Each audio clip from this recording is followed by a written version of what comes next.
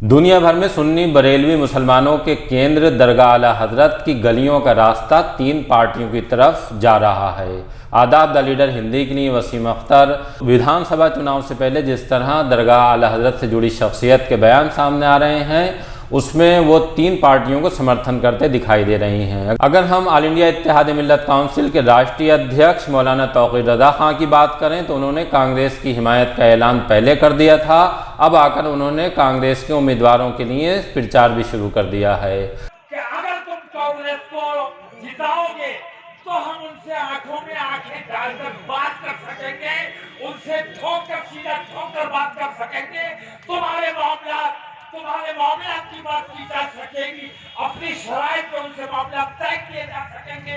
और अगर तुमने कांग्रेस को हराकर भेज दिया तो हम किससे बात कर पाएंगे और किसकी आंख में आंखें डाल पाएंगे। तुम जहां जाओ जो चाहो करो, मैं पूरे उत्तर प्रदेश की बात नहीं कर रहा हूँ। मैंने ये तय किया है कि उत्तर प्रदेश में भारतीय जनता पार्टी की इंशाअल्लाह किसी भी हालत में सरकार नहीं बनने दूंगा। कांग्रेस की सरकार अगर नहीं भी बनी तो कांग्रेस को इस हालत में लाना तुम्हारी जिम्मेदारी है। दरगाह आला हजरत से ही जुड़ी एक और शख्सियत है जिनका नाम सैयद आसिफ मियाँ है। वो सुभानी मियाँ के दामाद। उन्होंने ऑल इंडिया मजलिस इत्तेहादुल मुस्लिमीन के टिकट पर खटीमा से चुनाव लड़ने की पर्चा दाखिल किया। उनका पर्चा ओके हो गया है, अब वो चुनाव मैदान में हैं। उन पर दरगाह आला हजरत के सज्जादा नशीन मुफ्ती मोहम्मद एहसन रज़ा कादरी एहसन मियाँ ने कार्रवाई कर दी है। वो टीटीएस के राष्ट्रीय उपाध्यक्ष थे। आसिफ मियाँ को इस पद से हटा दिया गया है। उनसे दरगाह आला हजरत से जुड़ी उर्स की जिम्मेदारियां भी ले ली गई हैं। ये भी कह दिया गया है कि दरगाह का इस्तेमाल राजनीति के मैदान में नहीं करेंगे। सैयद आसिफ मियाँ ने दरगाह आला हजरत के सज्जादा नशीन का फैसला कबूल किया है, ये कहते हुए कि वो अब एक जिम्मेदारी से बरी हो गए, अब दूसरी जिम्मेदारी को बखूबी अंजाम देंगे। दूसरी जिम्मेदारी से उनकी मुराद थी कि वो AIM को आगे ले जाने का काम करेंगे।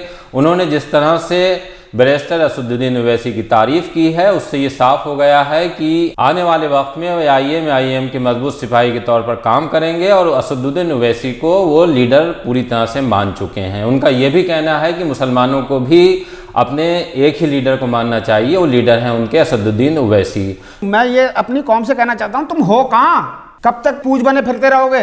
अरे दिखाओ तो, तभी तो तुम्हारी कोई बात रखी जाएगी।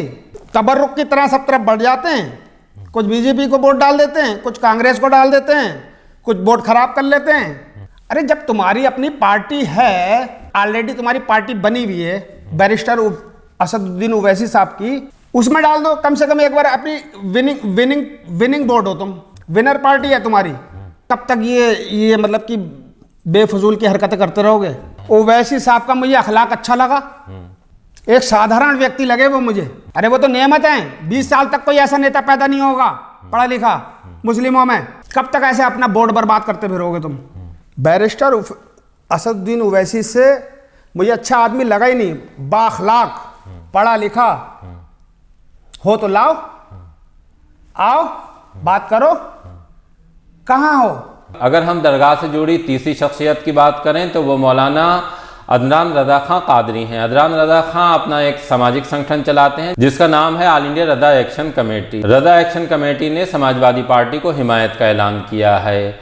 इसके लिए अदनान रज़ा खां कादरी अपने छोटे भाई और कुछ उलमा के साथ लखनऊ गए थे। वहां उन्होंने अखिलेश यादव से मुलाकात की। इसके बाद उन्होंने सोशल मीडिया पर अपने फोटो पोस्ट करते हुए समाजवादी पार्टी की हिमायत का ऐलान किया है। रज़ा एक्शन कमेटी ने अपने इस फैसले को अमली जामा पहनाने के लिए ख्वाजा कुतुब स्थित मुख्यालय पर एक प्रेस कॉन्फ्रेंस की। इसमें रज़ा एक्शन कमेटी के राष्ट्रीय सचिव हाफिज इमरान रज़ा बरकाती ने बताया कि समाजवादी पार्टी का ऐलान क्यों किया गया है, ये वक्त की ज़रूरत थी और इसे वो आगे लेकर जाएंगे। कैसे लाएंगे? देखिए, हर इंसान को सोचने की ताकत है। अब अगर कोई भी किसी दूसरी पार्टी में चला जाता है तो उससे हमें कोई ताल्लुक़ नहीं है, लेकिन इंसान को मालूम है कि कौन अच्छा काम करने वाला है। माननीय अखिलेश यादव जी के 5 साल गुजरे, उसमें पूरे उत्तर प्रदेश ने देखा है कि उनका कार्यकाल कैसा रहा। और जो अदनान मियाँ हुजूर की बात है, आप समाजवादी से जो ताल्लुक़ किया है वो अब कोई नया नहीं है। हज़रत 2006 से माननीय नेताजी जो मुलायम सिंह यादव जी हैं, उनसे मुलाकात भी रही है हज़रत की।